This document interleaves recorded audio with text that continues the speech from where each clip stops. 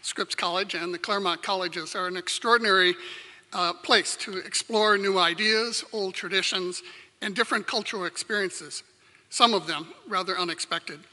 I encourage you to take courses outside your proposed major and to think about other majors and minors. Of course, you don't always need to tell your parents each time you're considering a new major, as parents tend to get worried about such things. But take advantage of your liberal arts education opportunities. The Dean of Faculty asked me to give a presentation about my professional work, and most of my research is on teaching and writing about East Asian arts and architectural history, although I have an interest in 18th century European arts and architecture. I received a fellowship to research wooden architecture in Europe and Asia for a year. I started in Japan, and I ended up staying there for a whole year, traveling to temples and castles and historic sites. This would ultimately lead me to write a PhD dissertation on Zen monastic architecture in Japan, which focused on the Zen temple of Tofukuji that you see on the left, and to write articles and lecture widely about Japanese architecture and gardens, especially about Japanese castles, tea houses, and samurai culture. At Scripps, I've taught the history of gardens, East and West, and the history of cities, East and West. As you can tell from the titles, the classes compare types of gardens and urban forms in different cultures, such as courtyard gardens in China and in England, stroll gardens in Japan and Germany, palace gardens in Mughal India and France. In addition to lectures each week in the history of gardens, we would also visit gardens in Claremont to see how different styles of gardens have influenced our campus designers.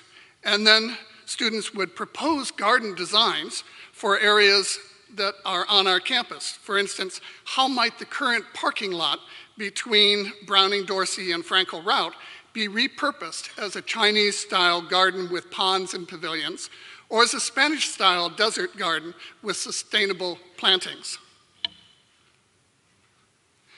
Jennifer Manassian of the class of '92 took the History of Cities course as part of her self-designed major in architectural studies. She was particularly interested in the symbolic aspects of urban design.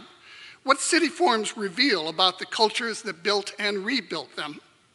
Her senior thesis was entitled The Communication of Architecture, Writing and Photography in Modern Los Angeles Architecture, and she focused on the architectural photographer Esther McCoy. As you will discover in a few years, your senior thesis topic may not necessarily be on a subject familiar to your faculty, but that can be part of the excitement of researching and thinking critically and independently about a specific topic. I've always learned much from my thesis writers, from their texts, and from our many conversations. So you have something to look forward to. Jennifer went on to study at the University of Chicago and then to practice as an architectural historian.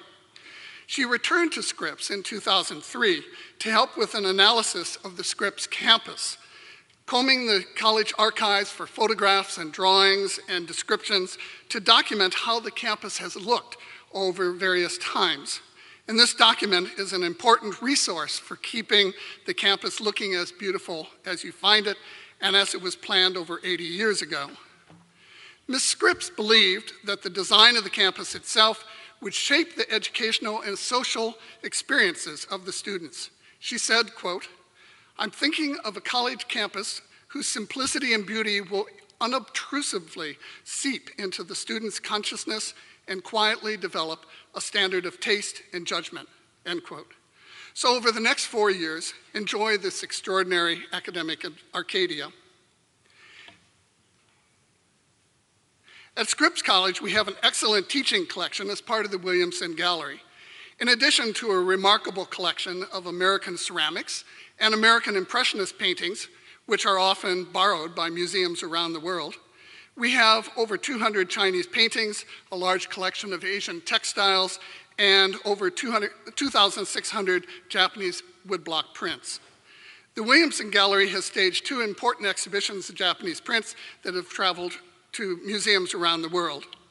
And I teach seminars on Japanese prints, Ming and Qing dynasty arts, and textiles in context, where students have first hand exposure and literally touching works of art. The Scripps College collections are open to the public by appointment, and I hope you take some time to visit the Williamson Gallery website and see and then to ask to see the real objects. They are here on campus for you to study.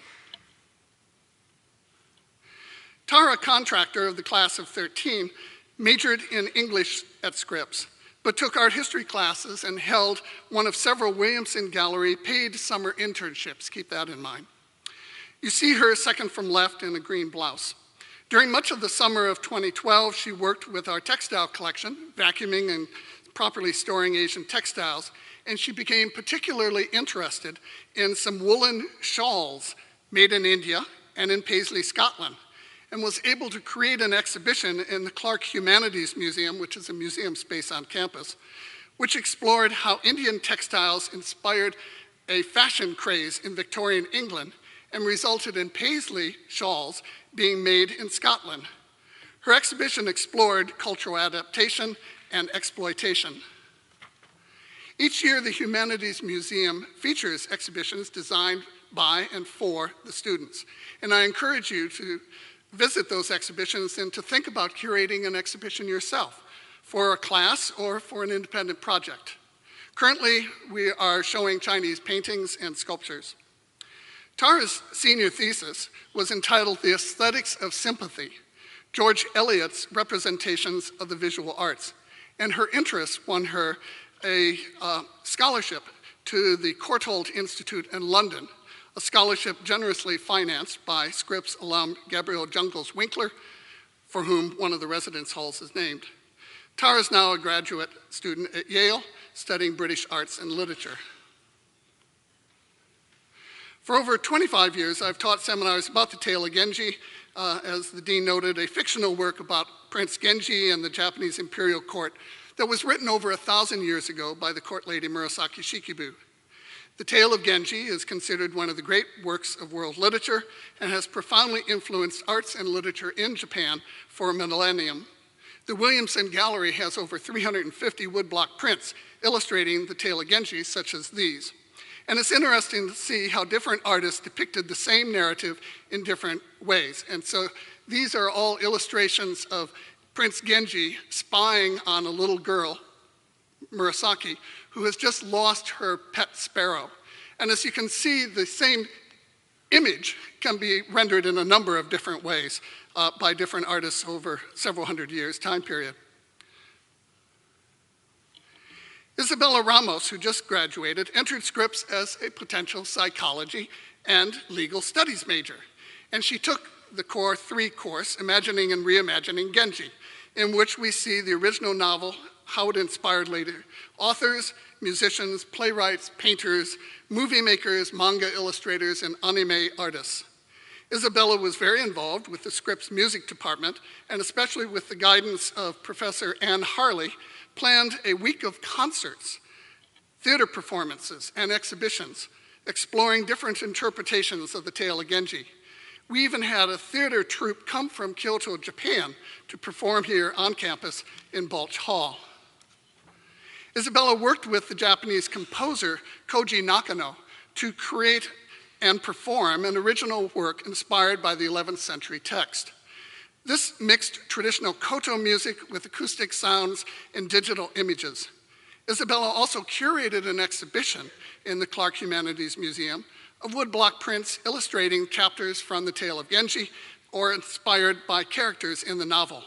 And for her senior thesis, she documented all of this experience, quote, walking in the city, Koji Nakano's reimagining and resounding of the Tale of Genji, end quote. And she created her own response to Genji in Kyoto by documenting her travels around Los Angeles during her final semester at Scripps. As you can see from these 3 examples, your time at Scripps could take interesting twists and turns. So be open to new experiences and ideas. Become involved in social activism, such as raising funds for the Houston residents or supporting DACA students. Explore your many options. Live and learn fully over the next 4 years and beyond.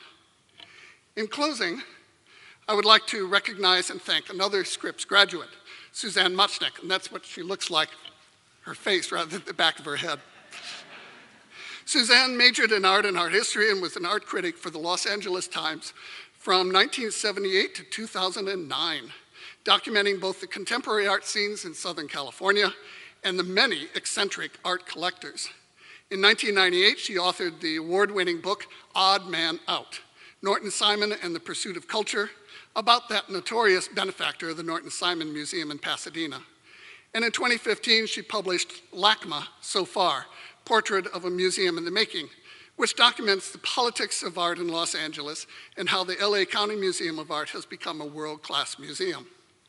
Throughout the years, she's been an active alumna of Scripps, recently being on the Board of Trustees, and she and her husband endowed the professorship in art and art history that honors the achievements of the Williamson Gallery director and Professor Mary McNaughton of the Scripps class of 1970. Like many Scripps faculty, I try to bring my research interests into the classroom, but I expect my students to find their own interests and explore options beyond what's covered in the lectures and seminar discussions. And I look forward to learning from your research and your considerations. From these examples, students, alumni, and faculty have generously given their enthusiasm for ideas and learning to make this a truly vibrant, interdisciplinary environment. So explore your options. Perhaps pursue a self-designed major, create an exhibition, or coordinate a weekend of music and theater. Over the next 4 years, you will hear the Scripps song, Thy Many Gifts, which is an appropriate way to end, and it will be sung for us, and I hope you will join in. The words are on the back of your convocation sheet. Thank you very much.